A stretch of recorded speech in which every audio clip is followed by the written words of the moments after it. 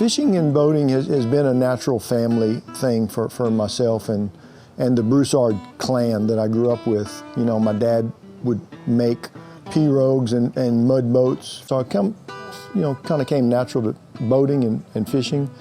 I had the rare opportunity to pass that on to my son, Blake, and you know, it kind of came easy to him. I mean, every summer we spent every day of the summer fishing on that, my dad and I, and he taught me how to drive boats in this style of boat. Now my dad is seen in the video early directing me quietly that the turn is happening now and I need to be adjusting for it. Now I didn't see him because I'm fumbling with my GPS. I noticed a little bit too late that the buoy marker that I was heading dead straight forward is in a stump field. That's when we went from 60 to 0 and there was nothing keeping us in the boat.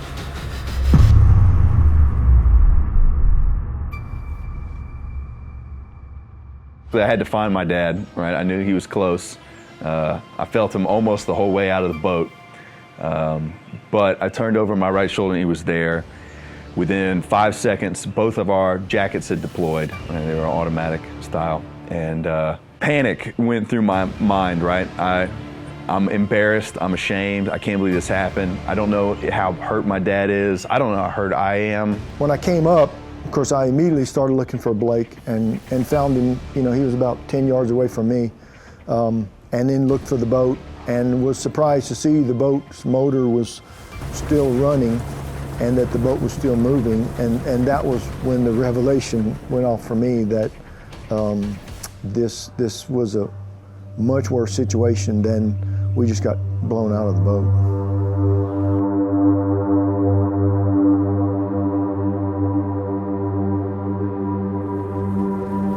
I see the boat right ahead of me and it's coming right for me. We realized really quickly, like, we have to get out of the way of this boat, you know?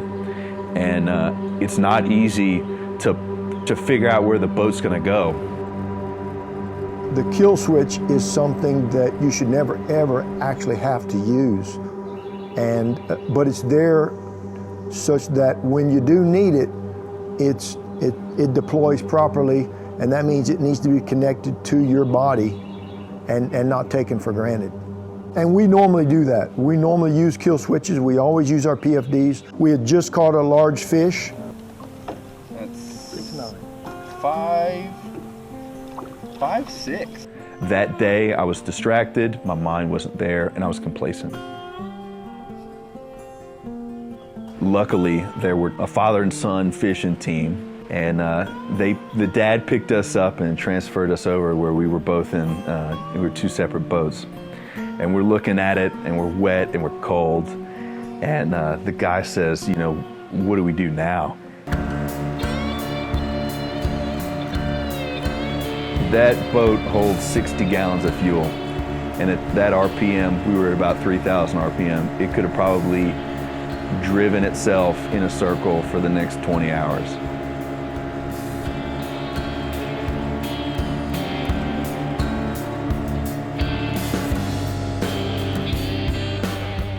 I got lucky that I was able to span that distance, and that boat driver was able to, somebody said, Blue Angel himself close enough to the boat that I was able to jump in.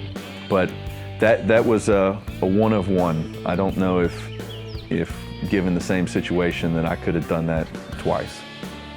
I think the message here is definitely keep all of the safety equipment that you have on board to keep you from falling out of the boat. But if you find yourself in the situation that I found myself in, and you can think of anything other than jumping back into your own boat, you should probably do that. You know, you can have a number of bad events if you become complacent with any of these high-speed performance bass boats. I always have my kill switch hooked up. If that engine starts without my kill switch on, I ain't the one driving it.